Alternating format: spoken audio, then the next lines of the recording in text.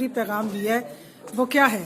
बिस्मिल्लाहिर्रहमानिर्रहीम। आज हमारी मीटिंग बड़ी लंबी हुई, 4 बिल थे और सारे ही पब्लिक कंसर्न थे, जिसमें प्रोसिक्यूशन के मुतालिक बात हुई, प्रोसिक्यूटर जनरल की बात हुई, और जो इस वक्त पुलिस को प्रॉपर इन्वेस्टिगेशन मेड नहीं मिलती वो, ये सारी चीज़ें डिस्कस करके जावेद बादशाह साहब बड़े अच्छे बिल लेके आए, उनको देखा और उसको सब कुछ देखने के बाद we have come to the conclusion कि एक हफ्ता दिया हमने, वो सारी चीज़ें कर लेंगे। फिर जो कॉन्स्टिट्यूशनल जो हमारी अमेंडमेंट्स हैं या लॉज हैं, 8th अमेंडमेंट है और जो पावर प्रेसिडेंट को मिली है उसको भी हम देखा हमने, और जो आईसीटी का मसला है फेडरल गवर्नमेंट का, और आईसीटी में एक थोड़ी सी कंफ्यूजन आ रही थी, उसको हमने क्लैरिफाई किया है और क्लैरिफिकेशन हम लेंगे, क्योंकि बहुत सी चीज़ें हैं प्रोविंशियल गवर्नमेंट लिखी हुई है लॉ में, लेकिन आईसीटी बन चुका है जो कि एक लाइक का प्रोविंस है।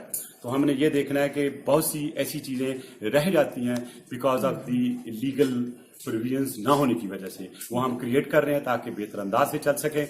इसके अलावा हमने कोविड पे आज ब्रीफिंग ली, इस्लामाबाद एडमिनिस्ट्रेशन की भी और डीजी हेल्थ के से भी, और इसमें उन्होंने कहा कि ये बड़ा है, अभी स्पाइक आई है, लेकिन अवाम ये बिल्कुल ना सोचे कि ये शायद कम हो गया, नहीं। लेकिन एक उनकी अपील, मेरी अपील और सबकी अपील ये है कि जब आप बाहर निकलें आप प्लीज़ मास्क पहन के निकलें, बहुत ज़रूरी है, क्योंकि ये जो हित खबर ले लेना कि ये मतलब ठीक हो गया, आप लुई वेयर में है, G9 में है, आप G8 में भी उन्होंने बताया है, ये ऐसे इलाके हैं, बड़े पॉश इलाके हैं, लेकिन फिर भी है, इसका मतलब कोई ना कोई तो कोताही इस इलाके में है।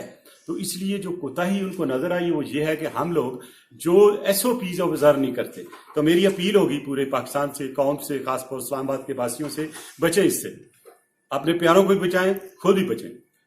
बाकी हमने किया है कि जो क्या ये बता दें कि ये जो विफाकी दारुल हुकूमत है, अभी क्या ये भ्रम दूर हो गया है कि इसको सूबे की हैसियत हासिल है, ये मातहत इदारा है? इसी को हम क्लियर कर, बहुत सी चीजें ऐसी हैं मातहत इदारे की हैसियत से ही काम करता है। फॉर एग्जाम्पल कॉन्स्टिट्यूशन ये कहता है कि इनका बिल इंडिपेंडेंट होगा, ये मजलिस शूरा में जाएगा, ये अभी मिनिस्ट्री ऑफ इंटीरियर में जाता है। तो हमने ये कोई 15-20 पॉइंट निकाले, ये नहीं कि हम क्रिटिसाइज करना चाहते हैं या इस्लामाबाद एडमिनिस्ट्रेशन को छीन के हम लेके उधर जाना चाहते हैं। जैसे आज एडवोकेट जनरल की बात हुई, तो मैंने किसी की नौकरी की तरफ नहीं जाना चाहिए, अगर उसकी अपॉइंटमेंट लीगल नहीं है या कोई इतराज है कमेटी को या गवर्नमेंट को, तो उसको लेजिस्लेशन लेके आओ, जैसे आज लेजिस्लेशन आई है, और इसको रेगुलाइज करो। और दूसरा, जो भी कोर्ट की डिसीजन आती हैं उनको इम्प्लीमेंट करें। आप देखें इस्लामाबाद हाई कोर्ट ने अगर पॉइंट किया तो एक हमारे बड़े सीनियर जज हैं अतर अमान साहब, और बड़े समझदार हैं, उनके फैसले बड़े देखे जाने वाले हैं, तो लेकिन जो उन्होंने किया है उसको भी रिस्पेक्ट दो। जब तक आप कानून को अमेंड नहीं कर लेते आप किसी को डिस्टर्ब न करें।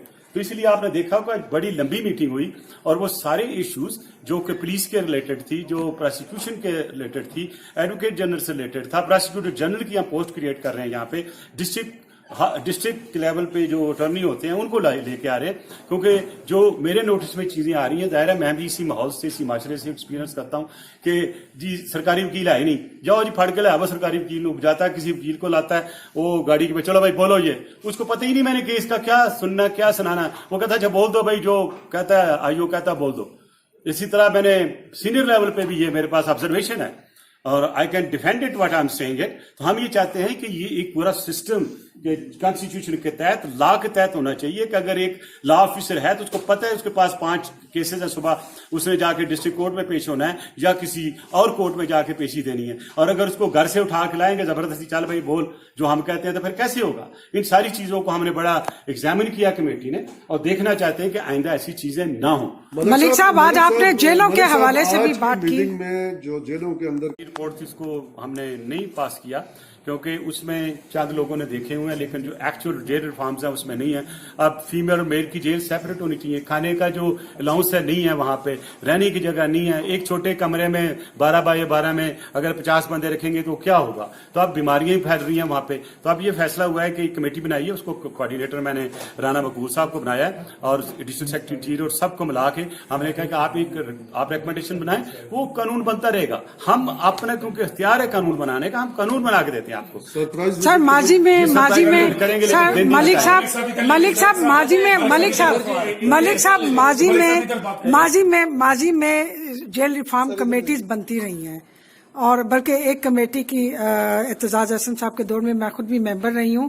جیلوں کی اصلاحات کے اوپر ہم لوگوں نے بھی بڑا کام کیا تھا. آپ سے صرف یہ پوچھنا چاہتے ہیں کہ آئندہ آنے والے وقتوں میں بھی کیا جیل ریفارم کمیٹیز میں پرابلم یہ ہے کہ ہم قانون بھی بنا لیتے ہیں, ریفارمز بھی بنا لیتے ہیں, امپلیمنٹ نہیں کرتے. آج میرا سب سے بڑا ایمفیسائز یہ تھا کہ ہمیں حکومت کو ڈائریکشن بھی دینی چاہیے رولز کے تحت کہ کیا کرنا چاہیے ان کو. تو لہذا دیکھیے میں نے ہاتھ ڈالا, اللہ مجھے کامیاب کرے. جی سر.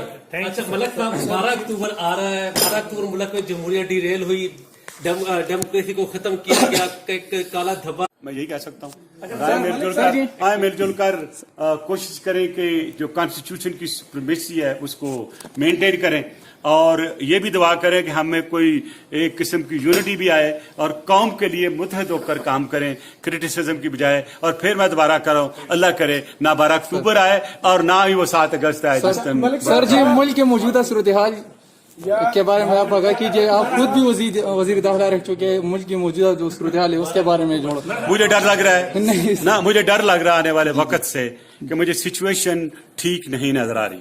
ہماری پولیٹیکل پولرائزیشن ہے بہت زیادہ, ہمارے دشمن سطحوں پہ بیٹھے ہوئے ہیں اور جس انداز سے ہمارے خلاف وہ کام کر رہے ہیں وہ بھی پتا ہے آپ کو. اب انڈیا دیکھ لیں, افغانستان دیکھ لیں, اب افغانستان میں پیس پروسیس کو کیسے ڈی ریل ہونے کی کوشش کی جا رہی ہے. تو میں یہی دعا کروں گا, اللہ کرے میری قوم میں, دوبارہ کہہ رہا ہوں, اللہ کرے میری قوم میں یونٹی آ جائے اور ہم یونٹی کے ساتھ لے کے پاکستان کو چلیں, بجائے اس کے کہ ہم ایک دوسرے کی مارداٹ میں. سر اگر آپ اس وقت وزیر داخلہ بھی کر رہے ہیں فرینکلی اسپیکنگ, اس لیے کہ قانون تو جو قانون کہتا ہے وہ میں نے دیکھا روز والے جا رہے ہوتے ہیں, کام کر رہے ہوتے ہیں. میں کبھی کسی کو کرٹیسائز نہیں کرتا. ہم لوگ پارلیمنٹ والے ہیں, ہمیں چاہیے کہ حکومت کو اور ان اداروں کو جن کو ہماری ضرورت ہے بہتر کریں, قانون بنا کے دیں. آج دیکھیں سارے یہاں بیٹھے ہوئے تھا نا, آپ نے قانون کی بات کی ہے نا, بہتری لائے ہیں نا, کوئی غلط بات تو نہیں ہوئی. ابھی ریزولوشن تھا جو حکومت کے ممبروں نے کہا جس میں یہ 2 چیزیں ڈالتے ہیں, ہم نے ڈال دی. تو بیسیکلی کیا مقصد تھا کہ ہم کشمیر کے مسئلے کو اجاگر کریں. ہم یہ کہنا چاہتے ہیں, ہم کنڈیم کرتے ہیں مودی کو کہ اس نے وہ جو وہاں پہ سپیچ کی, جو اس نے ایڈریس کیا, اس نے کشمیریوں کا ذکر اس نے نہیں کیا.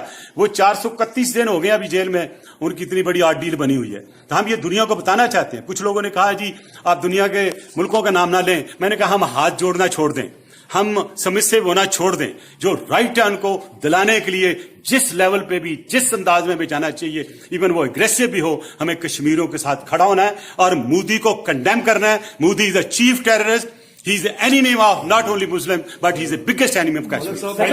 رپورٹ مانگ لی آپ کے سامنے سیکٹری انٹیریئر سے, کیونکہ مجھے پتہ نہیں کہ وہ کس نے کیا ہے, کیسے ہوا ہے, وجوہات کے ہیں. تو میں اپنے پاس سے کوئی قیاس رائے نہیں کر سکتا.